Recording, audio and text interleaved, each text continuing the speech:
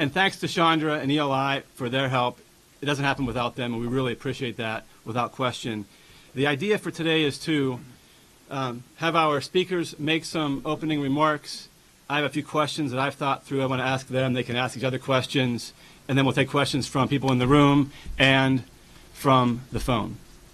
In terms of the scope here, we want to talk about what's happening now, what's happening in the near term, and how these actions in the U.S. might influence things abroad, and then how industry is reacting or might be reacting in the near future. So let me introduce my panelists here first. And I should mention, when we began planning this about 2 months ago, we started off with that list of, wouldn't it be great if we could get, and you list people underneath that heading. Wouldn't it be great if we get these people? And I make no exaggeration, these are the folks we wanted in the room today, and I think it makes for sort of a special event. To my immediate left is Dan Utech. He's the Deputy Director for Energy and Climate Change at the White House Domestic Policy Council. As you might imagine, we have long bios for everyone. Dan has been in the Senate. He's been a senior advisor at DOE, and there's a whole list of credentials that gets you to the White House. So we have a greatly qualified person from the administration here. Next to him is Elliot Diringer. Elliot is the Executive Vice President of the Center for Climate and Energy Solutions, and he's also has this great background for 30 years from reporting, working at the White House previously, and he's going to offer the sort of his views, as a non-administration person on what's happening and what should be happening. And at the far right is my colleague Jennifer Smokelin. She's counsel at Reed Smith, also in the Environmental Energy Practice Group, and she is the climate change professor at the University of Pittsburgh School of Law. So she's been looking at these issues for many years in depth. So we're all set with the panel. Just to sort of provide some context, I guess, to today's remarks.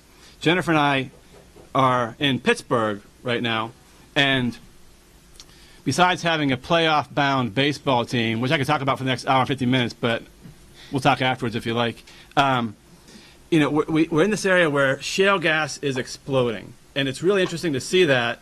When I moved there from D.C. 7 years ago, it was barely on anyone's radar. So now shale gas is a big deal. And you're seeing some of these coal-fired power plants either being retired or being energized by or fueled by natural gas. And I guess there's different issues in terms of facility age, generation facilities, regulatory requirements. So as I heard a speaker, I think Jim Rubin, I heard him talk somewhere. He talked about EPA, with their rule from last week, is riding a wave, but they're also creating a new wave. So they're riding this market wave of what's happening out there, and they're creating a new wave of this with this regulation last week, maybe it's 2 weeks ago, on the 20th, where they proposed regulating new coal-fired power plants by requiring carbon capture and storage, which is a big deal. So the other interesting thing, when we planned this event a few months ago, we knew the timing of the EPA announcement, and you talk about issues being ripped from the headlines. We have that happening about 10 days ago. You have, Jennifer and I are in town for the Carbon Forum North America, its third annual one, sponsored by AIDA, which is tomorrow and Wednesday. That's a big deal.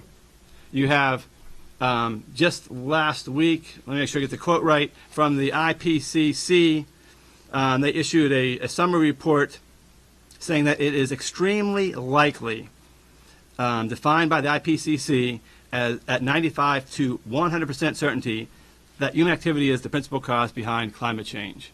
So, big story there. And there's reports put out by the State Department, and all this is happening when we still use 40% of our power from coal. So with that, let me turn it to Dan to talk about what's happening here with the administration and what he sees in the horizon, despite the fact that EPA might not be at work tomorrow. So put that aside, Dan. This is a shutdown-free zone for today, but it's out there. Okay, thank you. Okay. Well, thank you for that setup. Thank you to ELI for hosting this event, and to my fellow panelists for being here along with me. I think I'll just take a few minutes to do an overview of a couple things. First of all, talk about the President's Climate Action Plan, which was released along with the speech that he made at Georgetown on June 25th. Talk about the basic elements of that. Talk a little bit about the progress that we've made in the last 3 months in implementing that plan, including the September 20th announcement on standards for new power plants that David mentioned. And then just spend a little bit more time on looking forward to some things coming up in the near future. So just to kind of set the stage, as I said, less than 3 months ago, the President gave a speech at Georgetown that laid out both the case for action on climate and the steps the administration plans to take to address it. And in that speech, the President made it clear that the carbon pollution and other greenhouse gases that cause climate change pose a significant threat to our public health and our environment. And that's certainly a point that Administrator McCarthy echoed in her press club speech on the 20th. When it comes to extreme weather, last year was the warmest year ever in the contiguous U.S., the 12 hottest years on records have all come in the last 15 years. And last year we saw 11 different weather and climate-related disasters that accounted for more than $1 billion in damages. So the clear evidence that is in front of us, and it's being continually reinforced by the latest science. David talked about the IPCC report. They're in the midst of releasing the 5th assessment report. The summary was released Friday, and additional documents today. And the central conclusions, I think, shouldn't surprise anyone in the room. We're more certain than ever that human activity is altering the climate with consequences today and for future generations. So, you know, from the administration's perspective, the science debate, while we're continually want to work and support additional efforts to refine the science and understanding of what the consequences of climate change are likely to be, the case for action is clear, and that's what the President's speech was about. You know, going back to when the President took office in 2009, President Obama repeatedly called on Congress to act to address climate change, and while the House passed Waxman-Markey in 2009, Congress as a whole was not able to act. And so in the State of the Union earlier this year, the President made it clear that, you know, he reiterated that call, but made it clear that he intended to use the authorities that he had across the government to get at this problem. And that's what the plan that the President laid out in June does. And I'll just take a few minutes to describe the basic components of that plan. It's divided into 3 basic areas. Number 1, reducing carbon pollution and other greenhouse gases. 2, helping communities prepare for the impacts of a changing climate. And 3, advancing international efforts to tackle this global challenge. So in those key areas, I want to highlight some of the major steps outlined. First of all, in the first section, cutting carbon pollution and other greenhouse gases. You know, in 2012, in part because of shale gas, but also increasing renewables, continual increases energy efficiency, a variety of factors. In 2012, U.S. carbon pollution from the energy sector fell to the lowest level in 2 decades, even as the economy continued to grow. And so the Climate Action Plan lays out a number of additional steps, including directing EPA to work closely with states, industry, and other stakeholders to establish carbon pollution standards for both new and existing power plants. Directed the DOE to make up to $8 billion in loan guarantee authority available for a wide array of advanced fossil energy projects to support investments in innovative technologies. Directed the Department of Interior to permit enough renewables projects, including wind and solar, on public lands by 2020 to power more than 6 million homes. The plan includes a commitment to expand the President's Better Buildings Challenge, focusing on helping commercial, industrial, and multifamily buildings cut waste and become 20% more energy efficient by 2020. And set an ambitious goal for energy efficiency standards, largely those set by the Department of Energy. Specifically the goal was to, looking across the 8 years of the administration, cut carbon pollution by at least 3 billion metric tons cumulatively through 2030, and that's more than half the current annual carbon pollution from the U.S. energy sector. Two more points under the mitigation portion of the climate plan. The plan directs the Department of Transportation and the EPA to follow up on their successful work in the first term, establishing the first ever greenhouse gas and fuel economy standards for heavy-duty trucks. Those go out to 2018, and the plan commits those agencies to work together in the remainder of the second term to promulgate and finalize standards for beyond 2018. And then finally, the plan also addresses other greenhouse gases, including HFCs and methane, and includes a number of steps there as well. I won't take a lot of time going through the preparedness and international sections, but obviously those are important as well. We're taking a number of steps on the mitigation side, of course, but we're already seeing impacts. We expect to see impacts kind of regardless of how we're able to influence the emissions trajectory that we're on. And so the plan commits the administration to, in a variety of ways, to work with states, with communities, to prepare for the impacts that we expect to see. And then, of course, the international component. This is a global problem that requires a global solution, and so there's a number of steps outlined in the plan on that front. So I just want to briefly talk about the time since the plan, the last 3 months. We've already seen progress across the plan, including Department of Interior permitting a number of large renewable energy projects. The Department of Energy has promulgated 3 energy efficiency standards. I mentioned the goal of the plan includes there. We've got I didn't mention that the climate plan includes an ambitious renewables goal that the Department of Defense has committed to, which across the DoD is a 3 gigawatt by 2020 goal. 2025, and the Army announced a major step forward in procurement of renewable energy in September. They awarded a multiple award task order contracts to a group of 17 qualified wind technology contractors. I'll just briefly skip to the international front. I think we've seen very good progress there. On September 6th, G20 leaders, as well as a number of other countries, expressed support for using the Montreal Protocol to phase down climate-damaging HFCs. This built on a June 8 agreement on HFCs in sunny lands between President Obama and China's President Xi on the same issue. Finally, at the U.S.-China Strategic and Economic Dialogue in July, new joint efforts were launched to reduce greenhouse gas pollution through improved heavy-duty vehicle performance, smart grids, carbon capture, and other means.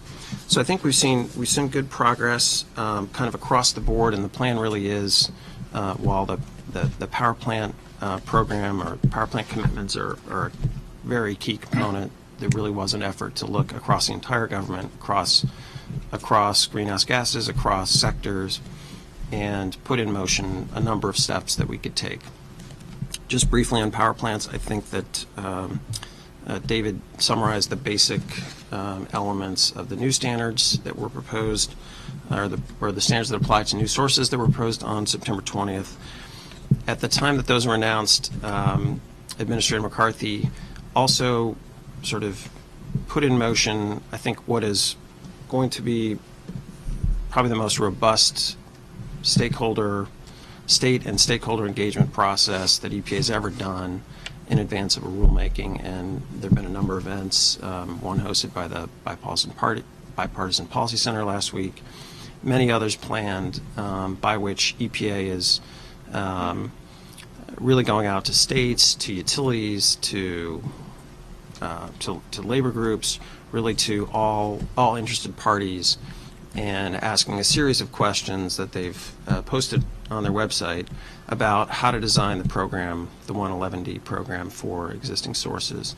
And so I think in the next couple of months, EPA is going to be really in intensive engagement mode and really looking for the best ideas from everywhere on how we might design this program to deliver on the president's goals in the most effective way possible.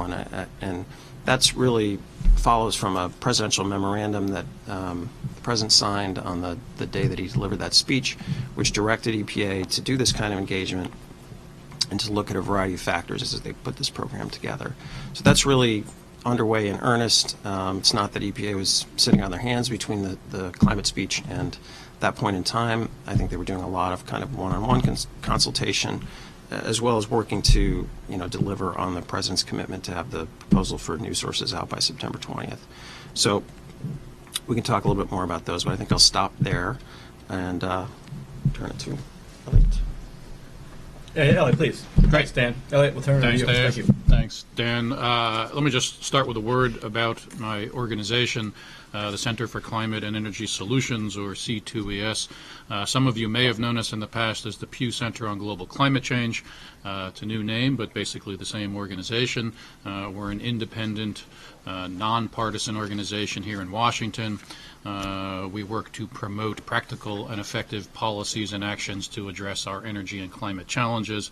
We work at the federal policy level, also at the state level, and internationally, and our work is informed by close engagement with a number of major companies, members of our Business Environmental Leadership Council. Now, we've been around since '98, and from the start, we've had a strong preference for market-based approaches to addressing greenhouse gas emissions.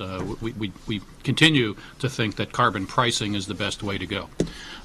We were deeply involved in the consideration of Waxman-Markey. We were a founding member of U.S. CAP, the U.S. Climate Action Partnership, coalition of business and environmental groups that pushed hard to get a cap and trade bill enacted. More recently, we've taken a look at issues around a carbon tax, like others here in town. We don't see any real option for moving that forward, however. While we might prefer to be working with Congress on a comprehensive approach, we don't expect to see any movement there. So given the absence of congressional action, or the prospects for strong congressional action in the near term, we fully support the president's intention to move as aggressively as possible using his existing authorities. We think that the plan the president put forward stacks up as probably the most comprehensive ever put forward by an administration. A couple of reasons we think the plan is important. First, we need stronger policies to continue and accelerate the downward trend in U.S. emissions. Thanks to a number of circumstances, including an economic downturn, a growing natural gas supply, increased efficiency in part as a result of stronger fuel economy standards, U.S. emissions are down from their peak in 2007, about 7.5% reduction. But particularly as the economy continues to pick up, we're going to need stronger measures if we want to continue that downward trend and achieve the significant reductions we need. So that's one reason the plan is important. A second reason I would highlight is to consider this in the international context.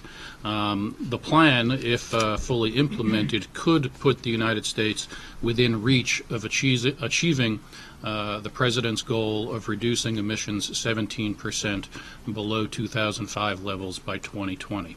This is a pledge the United States has made to the international community. There is now a new round of negotiations underway within the UNFCCC with the aim of achieving a new global agreement in 2015. Staying on track, or getting ourselves on track to achieving that 17% reduction, is really important in terms of U.S. credibility in this current round of negotiations and achieving a successful outcome in 2015. So let me speak to a couple of specific elements of the plan, focusing first on power plants. As has been mentioned, EPA has very recently proposed a standard for new power plants. The proposal would effectively codify business as usual. According to the Energy Information Administration, there are only 4 projected coal plants on the drawing boards between now and 2020 versus 150 natural gas plants. That's the direction the electricity sector is going at the moment. In the economic analysis that accompanied EPA's proposal, the administration projected basically no costs as a result of this rule, and the flip side of that being no benefits in the sense of additional emissions reductions. Again, this really reinforces or codifies the trends that we're already seeing in the power sector. Politically, the proposal tries to navigate between 2 different camps, those who would view any constraint on coal as a war on coal, and those who would rather simply shut down coal. We think that it appears that the proposal is really intended to preserve a role for coal in a carbon-constrained world by providing some regulatory incentive for the deployment of carbon capture and storage technologies. Under the rule, effectively, to build a future coal-fired plant, you would need to deploy carbon capture and storage, CCS. And this is an important signal that if we continue, and under all realistic scenarios, the U.S. and other major countries will continue to rely on coal and natural gas for many years ahead. If we're going to do that and at the same time want to reduce our emissions and meet the climate challenge, we're going to need to rely on CCS. Again, the rule might provide some regulatory incentive for that. The question is whether it's enough, whether the rule can actually advance CCS. We're still looking at these issues, but we think that likely you will need additional incentives to ensure broad deployment. One particular avenue that we are focusing very closely on is using captured CO2 for enhanced oil recovery. We have we convene a stakeholder group that has reached some consensus recommendations for additional incentives for the use of captured CO2 for EOR, enhanced oil recovery, which effectively takes the CO2, injects it into declining wells, and keeps them productive. So this is a way of reducing U.S. emissions at the same time that we would be boosting domestic production of oil. And laying the groundwork for future deployment of CCS. So that's a way to improve the economics of CCS. Looking ahead, EPA will be proposing standards for existing plants, and this is a much bigger challenge, both technically and illegally. The provision of the Clean Air Act that EPA would be operating under, 111D, is virtually untested. Some people have been referring to it as the 40-year-old virgin because it's hardly ever been used in the 40 years since the Clean Air Act was enacted. EPA is doing a very thorough job of reaching out to stakeholders and gathering input. In developing its proposal for the existing plants, EPA is going to have to balance a number of considerations. There is a tension on the one hand between providing flexibility that will help ensure cost effectiveness and in turn allow for greater ambition in terms of emissions reduction. We need to balance that flexibility against the need to minimize legal risk. Because this provision is so untested, there are virtually no legal precedents for how to apply it, so EPA is going to be entering into new legal territory. From our perspective, in setting the standard, it's important that this be done in a durable way, that we have a durable standard. It can neither be insufficiently ambitious. If it's not ambitious enough, it's not going to stand, nor can it be overly costly. Both of those things suggest that in establishing the standard, EPA look beyond the fence line, and this is maybe an issue we can come back to later. But EPA can choose to develop its standard based simply on what's possible at the plant, or it can draw the boundary of consideration more broadly, take a more flexible approach that can probably help deliver stronger ambition. That's about developing the standard. In implementing the standard, we think that, and states are going to be the ones to implement this, we think they should be allowed considerable flexibility in the means by which they implement the standard. The rule should allow for use of market-based mechanisms, whether that be cap and trade or clean energy standards or renewable energy standards. It's important that EPA take into consideration the existing programs like California's cap and trade program or the RGGI program in the Northeast states and find ways to integrate those. The timeline that the President laid out for EPA in his directive is very ambitious. EPA really does have its work cut out for it if it's going to deliver that rule on time. I'll just mention a couple of the other elements of the plan that we think are important. I think Dan's already touched on most or all of them. The administration made very significant progress with vehicle fuel economy standards for light-duty vehicles in the first term, and now there's an opportunity to continue that progress with heavy-duty vehicles by strengthening fuel economy standards there. So that's a major step. The support from the Department of Energy for advanced fossil fuel projects, loan guarantees. This is one of the means by which we hope to see stronger support for carbon capture and storage. And finally, working with China and others to reduce HFCs. The recent agreement with China to work through the Montreal Protocol, supported by the G20 a couple of weeks ago. This is a breakthrough in those discussions, so that's pretty promising. And I also really want to underscore the importance of the resilience focus in the President's plan. However successful we are in reducing greenhouse gas emissions, we are going to face increasing impacts from climate change by virtue of the emissions that have already accumulated in the atmosphere. We recently undertook a detailed study of the state of resilience planning among major companies globally. And we found that 90% of the S&P Global 100 companies see extreme weather and climate change as present or near-term business risks. So the impacts are starting to register in the boardroom. Many of the companies, though, feel that they don't yet have the data or the tools to adequately prepare themselves to undertake the kind of resilience planning that's necessary. So the federal government is in a very good position to help not only the private sector but communities across the company with better climate data, with toolkits to help them undertake the kind of resilience planning that unfortunately is going to be necessary. So just to sum up, from our perspective, we think the President's plan is credible and it's comprehensive. The real key is going to be follow-through. We've been encouraged that the President and the Cabinet have continued to sound the themes around this plan and this issue. Clearly, the latest assessment from the IPCC last week has underscored the urgency of acting. There will be a new national climate assessment coming out in the early part of next year. This is a study undertaken by the federal government and will help give us all really a much better sense for the impacts on the United States by region and by sector. So I think there's an opportunity there to continue to raise awareness. We need to help the public better understand both the risks and the opportunities here, because there are opportunities. We need to try to find ways to turn this from an ideological issue to a mainstream issue, and really just build the support, particularly in the middle, that we need to get the job done. And I'll stop there. Great, thanks, Elliot. Appreciate it. And turning to Jennifer Smokelin. Final perspective. That's right. Thank you, Dave.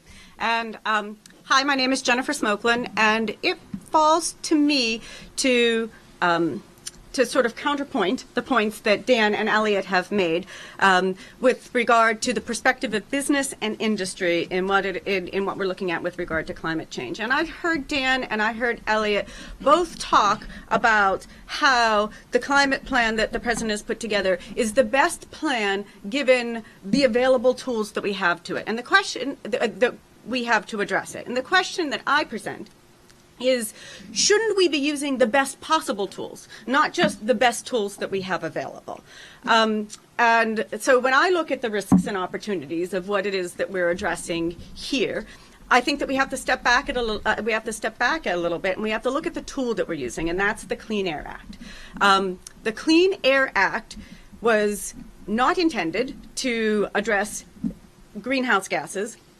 It has been sort of used as a square peg in a round hole to address greenhouse gases up until now.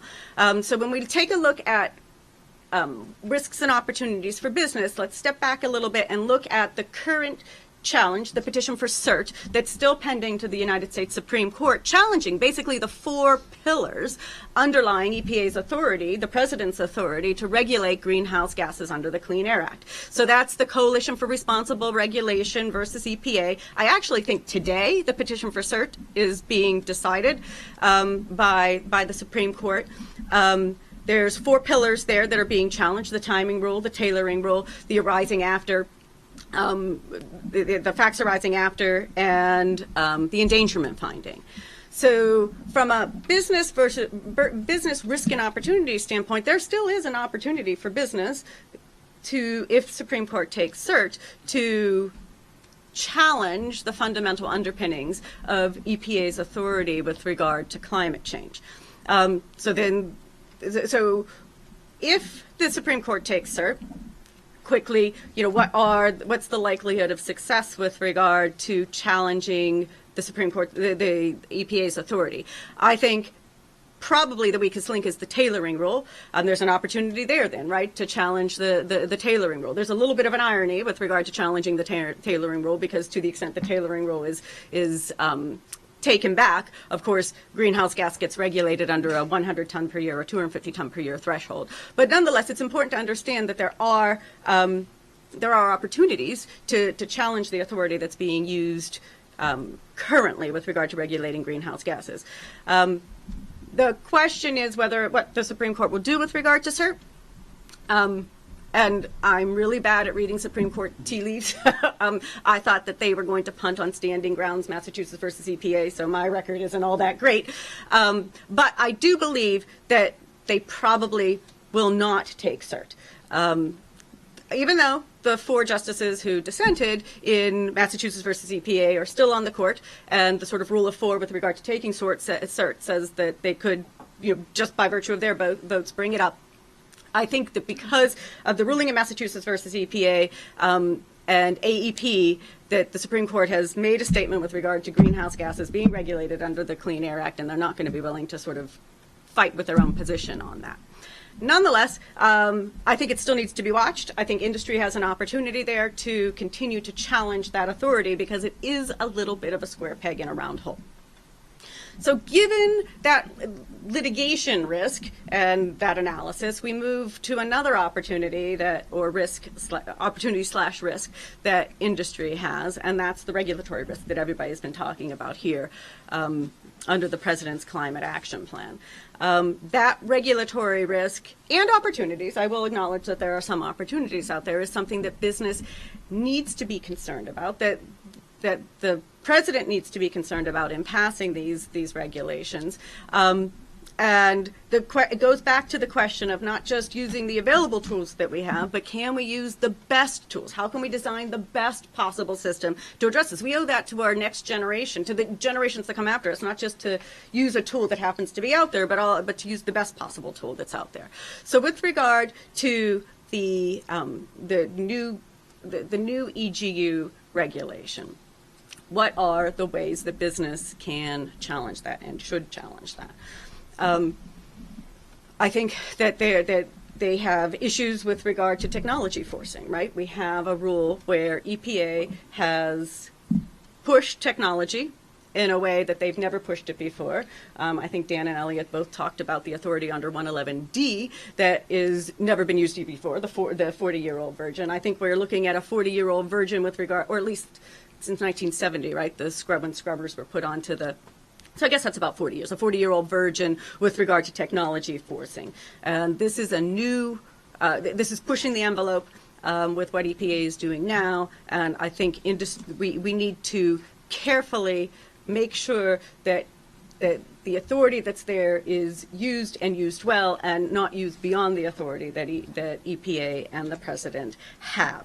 The other risk, I think, to business from the new EGU rule and tying that into the existing EGU rule is timing. We have a bunch of rules that are happening all at the same time. When we talk about using the best possible plan to address climate change, even if we use the Clean Air Act, wouldn't it be better to sort of push back the time frame that we're talking about instead of, and let's have the new EGU rule, challenge that, let it go up to the DC Circuit, see what the DC Circuit says and beyond, and then use that framework to implement the existing EGU rule. Instead of trying to do this, we're going to put a draft rule in that's inevitably going to be challenged with regard to new EGUs. That new EGU rule will not have been subject to any kind of clearance by either the DC Circuit or the Supreme Court by the time the existing EGU rule comes in.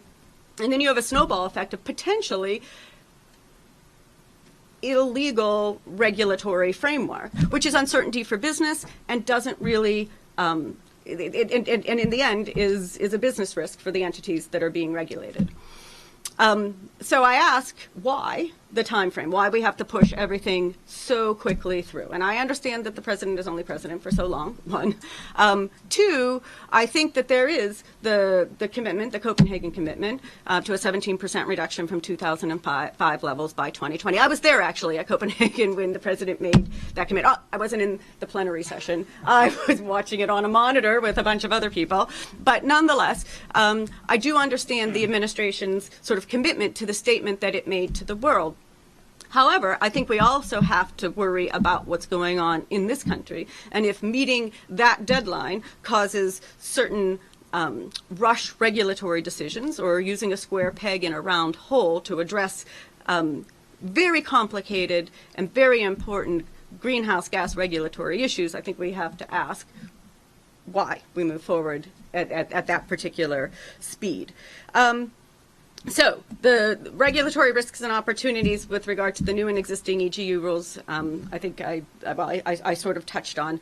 The other point that Elliot made that I wanted to, it turns out that the 17% reduction by 2005, from 2005 levels by 2020 can't be met with what the president has put together. I mean, even if everything falls into place and exactly how it needs to fall into place, we do not meet that 17% goal. We're close if everything goes really, really, really well, but we can't meet it.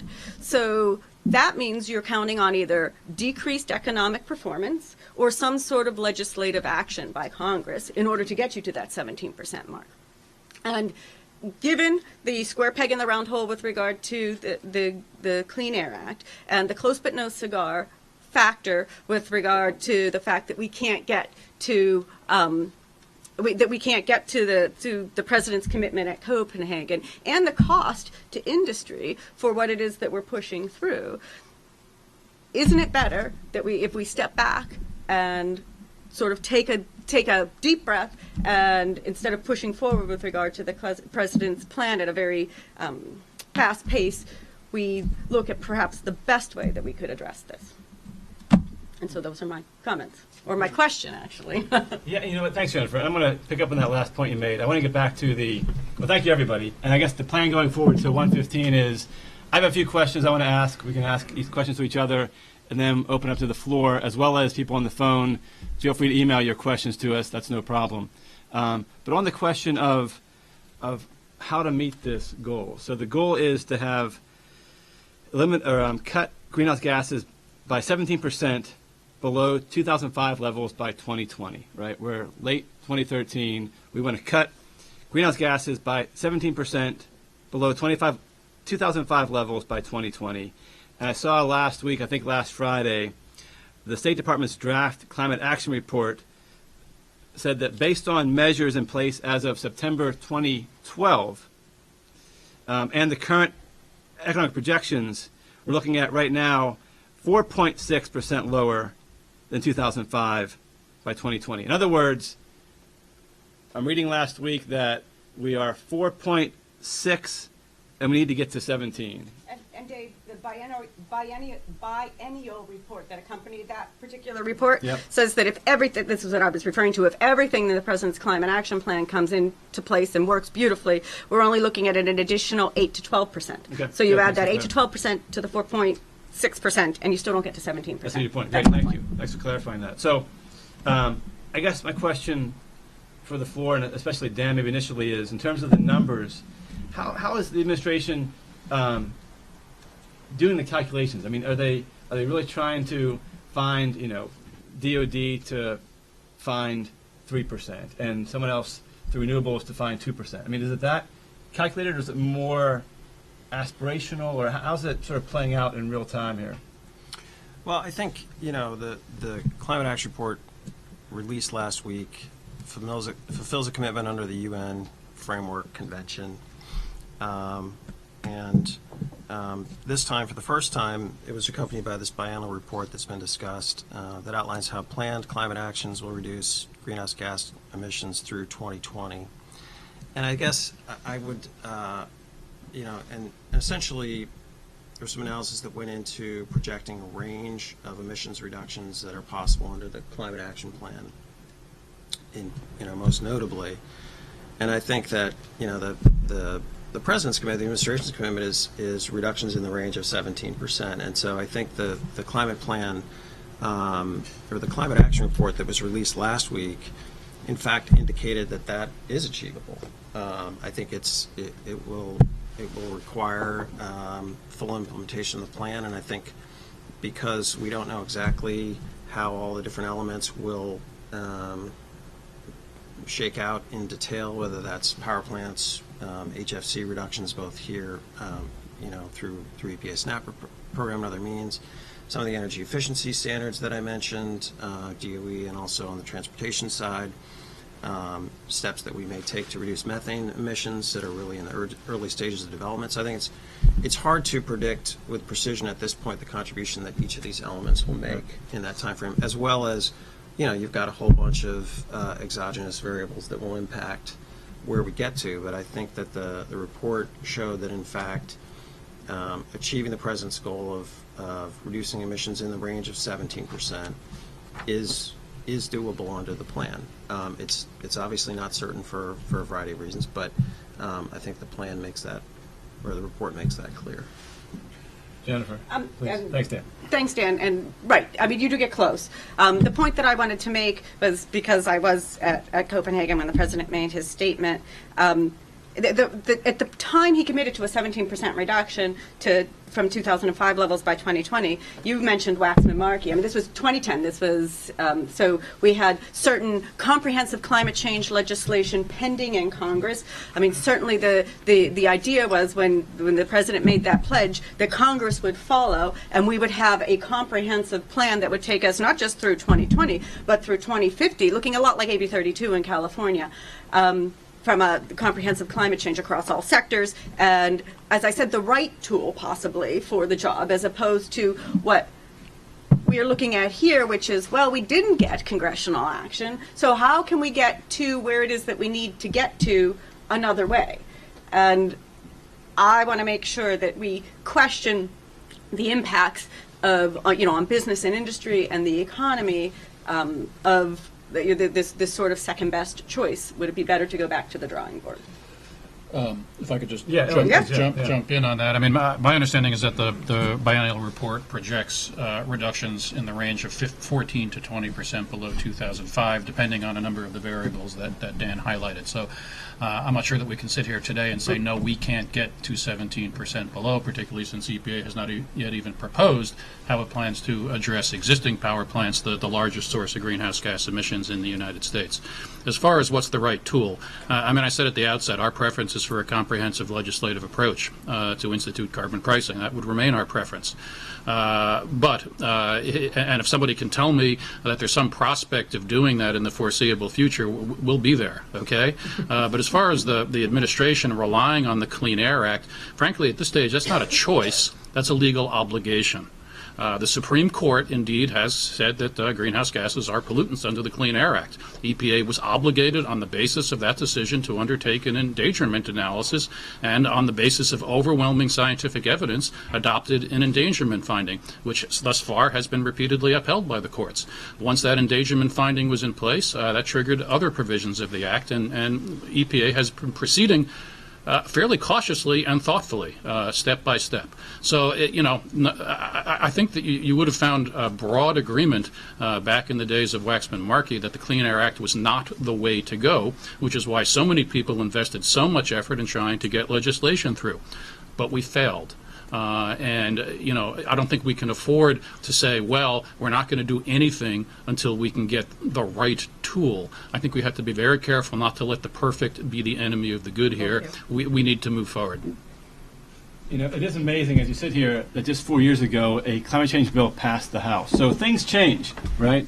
And tomorrow, we'll be shutting down the federal government. Tomorrow, we have new challenges. Yeah. But on this idea, or on the ideas related to, and on the shutting down the government thing. So one of the things that I find, and I think that Dan mentioned, and I think Elliot touched on, is we talk about a lot of government support, government money going into funding either new renewable sources or CCS. I mean, you mentioned the facility in the enhanced oil recovery facility in Mississippi. I think there was something like $250 million worth of federal support that went into that particular project. And that's great, right? That took a $3 billion project and brought down the price tag a little bit. But when the government is finding it difficult to find funds for everything, the question becomes whether the government should be using their $237 million, or whatever the number is, to fund the enhanced oil recovery CCS facility in Kemper, Mississippi, or if that money could be used better for other things. So money that the government gives to fund certain projects isn't necessarily money that's free. It's just money that industry doesn't have to pay. In the end, we all pay it. Before my next question, you guys good? Yeah. Okay. So on this idea of what's out there to regulate existing coal-fired power plants, speaking generally, or broadly rather. And by the way, I want to be the first to coin that effort Obama power. Okay, Dan? All right? That's me. Okay? What I'm hearing from, Elliot talked about, looking beyond the fence line, and Jennifer talked about we need there's flexibility but balanced against risk. Maybe Dan might have mentioned that. And, the big issue is, will this effort be source-based? That is, each power plant will be regulated separately, or will it be more of a systems-based approach? And I'm wondering if you guys have any thoughts on how those will play out, and maybe the question is, can it be anything but system-based? Well, let me take a cut at this first. I mean, I'm certainly not going to get ahead of Administrator McCarthy on this point, but I just want to expand a little bit on a point that I made during my remarks at the top, which is that this question and a set of related questions, EPA is now really actively engaging pretty much everybody who's potentially interested in this in getting their feedback on this set of questions. And I think it was last week that EPA released a short paper that outlines a series of questions that gets at this and other 111D design elements. So I would encourage anyone who hasn't seen that to go to EPA's website and take a look at it. It's pretty prominent on the web page. And I'm just going to briefly walk through what some of those questions are. The first is, what is state and stakeholder experience with programs that reduce CO2 emissions in the power sector? Yeah. So we've got a variety of programs in place, GHG specific, renewable energy efficiency programs, literally at dozens of states across the country. So what's the experience been? What systems do states and power plants have in place to measure and verify emissions, et cetera?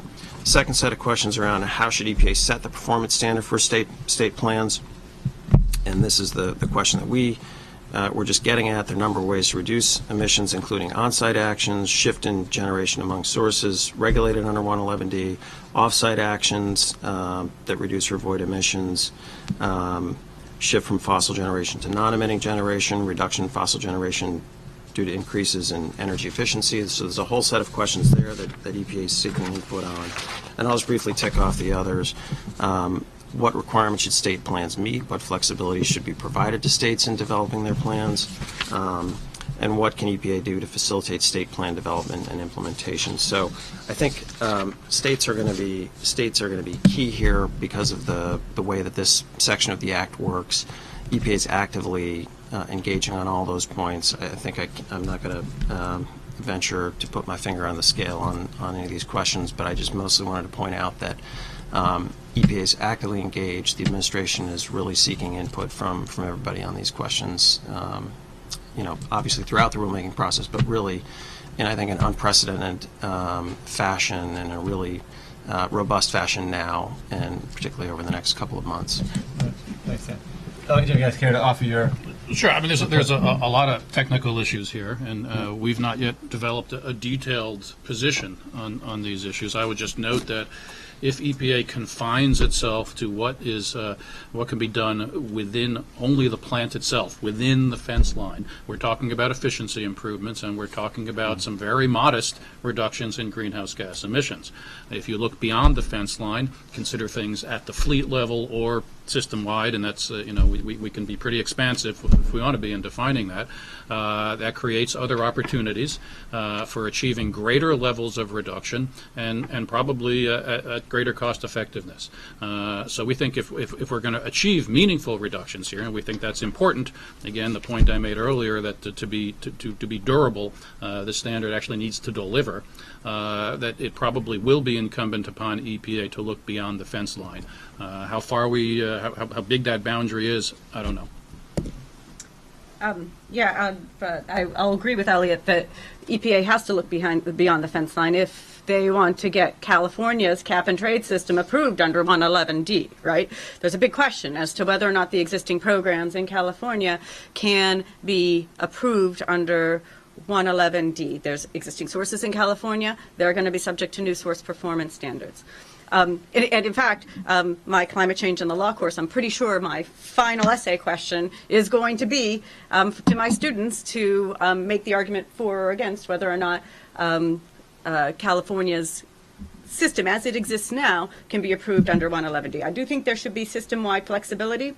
The question is how flexible you can get and still be true to the Clean Air Act. These are new source performance standards. So can you have a cap-and-trade system? Yes, I think. But what type of cap-and-trade system? In other words, what can you include offsets, for example, in that cap-and-trade system? I think the question of including offsets in a cap-and-trade system under 111D with regard to existing EGUs is very, very difficult. I don't think it gets past Kavanaugh or Scalia on inevitable appeal because it is a new source performance standards, not reductions that are taken, offsets by definition are reductions that are taken not at the source. So EPA has to be flexible, the president has to be flexible, but they're going to be constrained by the language of the Clean Air Act itself. So as flexible as the administration might want to be, they have to stay within the laws of the Clean Air Act, within the regulatory and legal framework of the Clean Air Act. And that's going to constrain them probably to a degree that industry would not want them to be constrained, and probably they wouldn't want to be constrained anyhow, but you have to live with it, that square peg or round hole or whatever it is that we're dealing with. California, I know you work on those issues in terms of California's carbon market, Jennifer. Can you expand just a little bit on how the President's Climate Action Plan complicates things or makes things easier, maybe? I'm sure it's more complicated. It is complicated. Okay, so you have a new source performance standard that's coming out with regard to existing EGUs. California has a cap-and-trade system that is comprehensive. It covers not just EGUs, but it covers large manufacturing. It's going to be covering petroleum. A lot of aspects of industry and EGU production. So and energy production. So how is it that you qualify the California system under the new source performance standards? It's going to take and California's system is also complicated by the fact that it's linked to Montreal. So some reductions aren't even going to be, it's not that they're not going to be happening at the source. It's not that they're not going to be happening in the source category. It's not that they're not going to be happening in California. It's not that they're not going to be happening in the United States. They might be happening outside of the United States. So how do you qualify that system under 111D, which requires new source performance standards for existing EGUs? It is a challenge. Can it be done? I don't know. Reggie is another one that will probably seek to be qualified under 111D. But we look at the CARE and CASPER rules, and we know how difficult it is to get past DC Circuit muster with regard to a multi-state pollution reduction system. And you wonder whether Reggie will be able to get past with regard to greenhouse gases. Well, all right. I have one more question, then we'll open to the floor. Also, I failed to mention as moderator that all the panelists' remarks are in their individual capacity and don't necessarily represent their organizations, which means, Dan, any rumors you might have heard last week, now is your chance to tell us, if you like. All right? Got it. All right. Thanks for that. But speaking internationally, so there's this 2015 agreement out there being negotiated.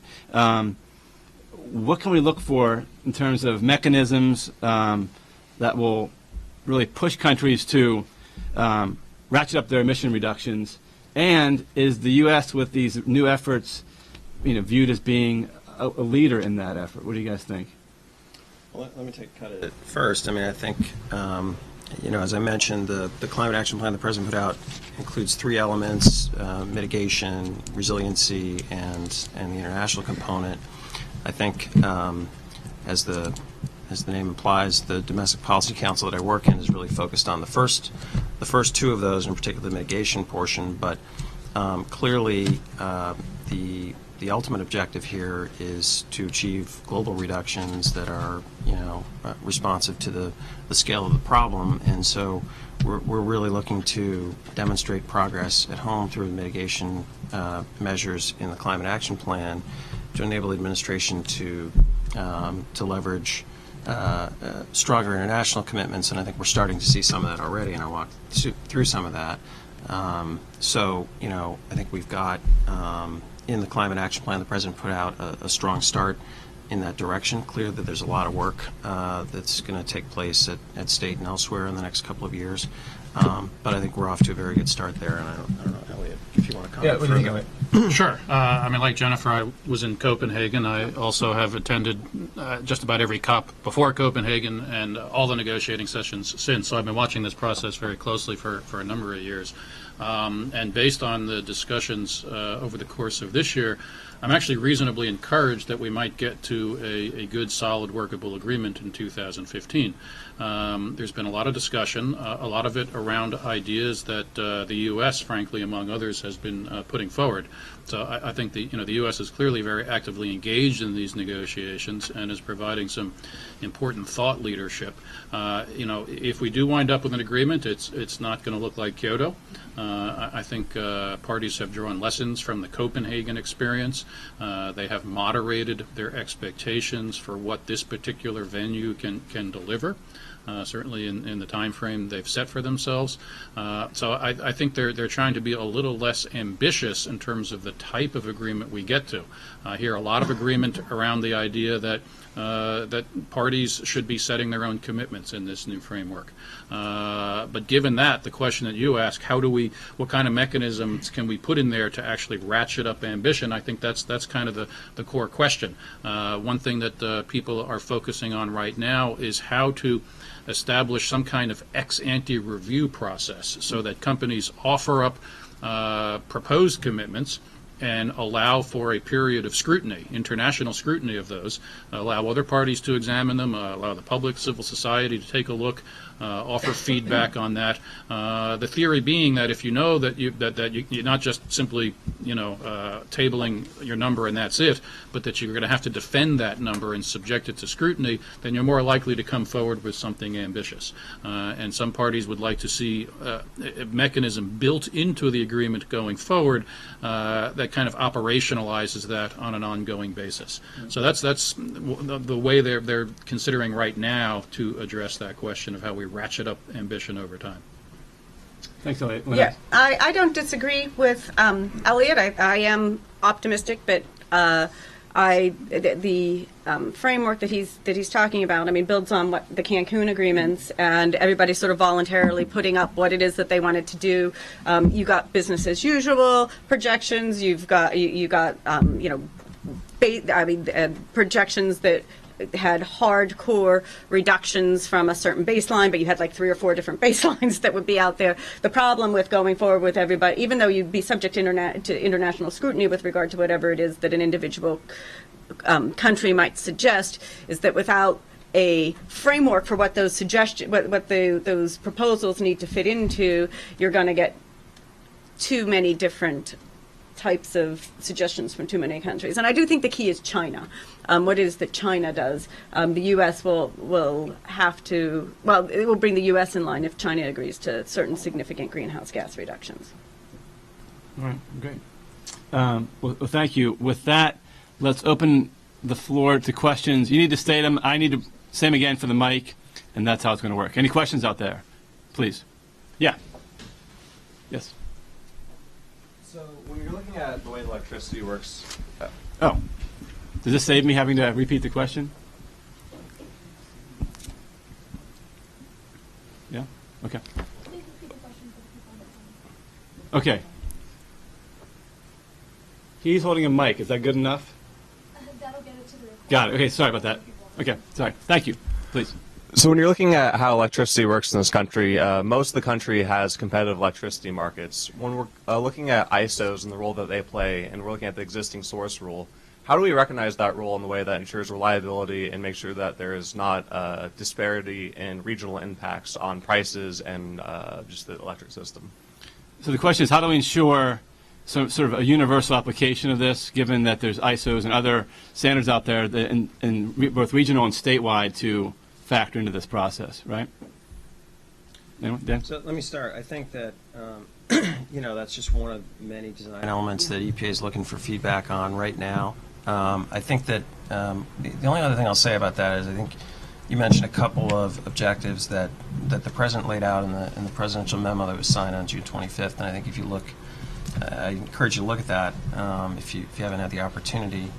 And in addition to setting the basic timeline for EPA on both new and existing,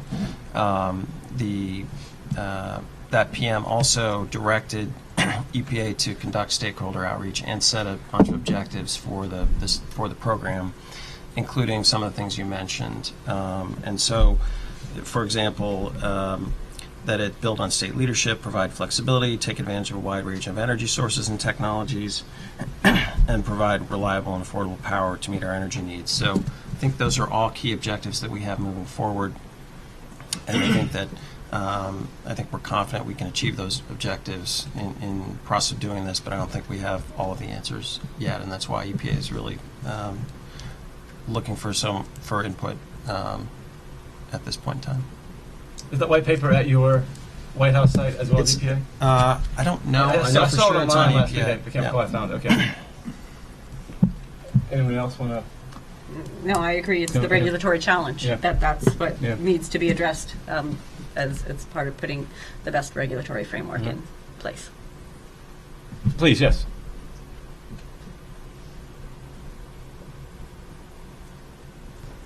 Hi, I'm Carol Jones from the U.S. Department of Agriculture. And the focus today has really been on energy.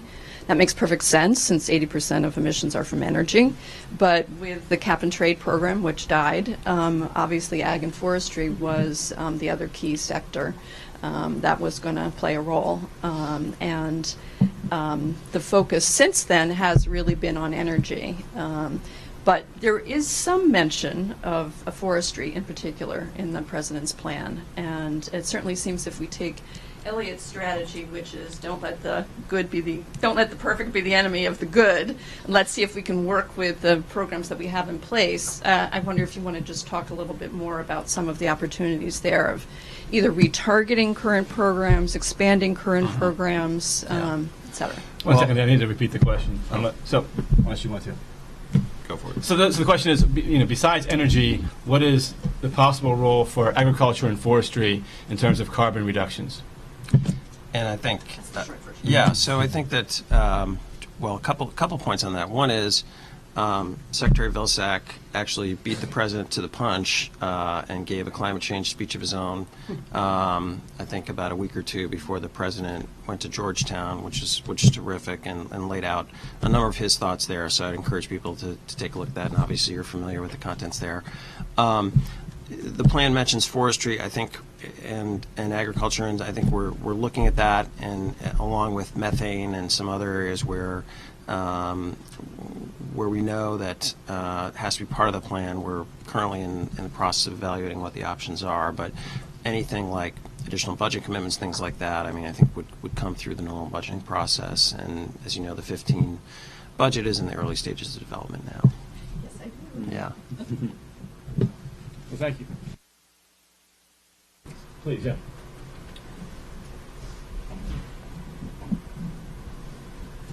My name is David Rosker. I'm with the Small Business Office of Advocacy. I've been struggling with the way that EPA has defined the best system of emissions reduction in the two proposed rules that have come through already. And I'm concerned about the extent to which the way they've defined it may limit the flexibility in the 111D program. So in the first rule, they sort of stretched the idea of within the fence line by allowing for a temporal averaging. That is, you could build a coal-fired power plant today and then put in place CCS in the future, and you would average it out over a longer period of time.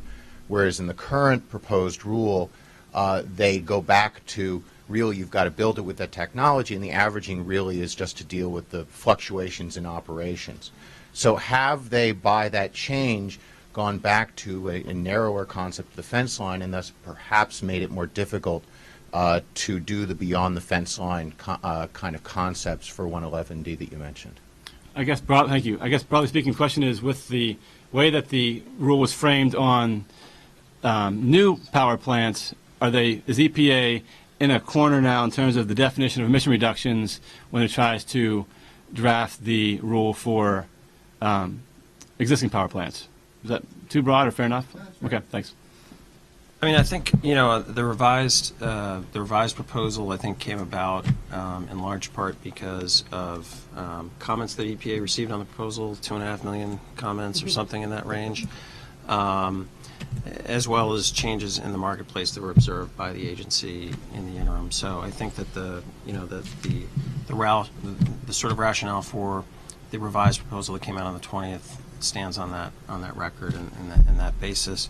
I don't think that it constrains EPA in the way that you're envisioning with regards to the existing source standard. Clearly, as I've said about 10 times already, EPA is very early in the process of putting that together.